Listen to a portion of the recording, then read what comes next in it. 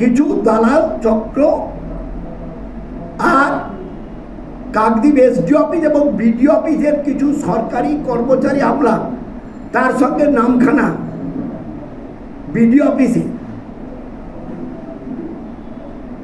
বা যারা নামখানা ব্লকে এই নির্বাচনের কাজটা করেন, তারা এই অনিয়ম এবং এই চক্রের মধ্যে জড়িয়ে আছে, যুক্ত আছে।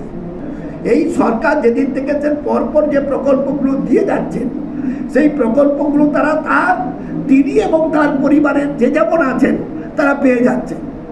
তখন তো তাদের মনে হয়নি যে আমাকে ভোটার হতেই হবে। অর্থাৎ দুষ্টু চক্র মোটা অঙ্কের টাকার বিনিময়ে প্রতিটি পরিবারকে উদ্বুদ্ধ করে এবং এর সঙ্গে সরকারি আধিকারিকরা সম্পূর্ণ জড়িয়ে আছে, তাদেরকে ব্যবস্থা নিই।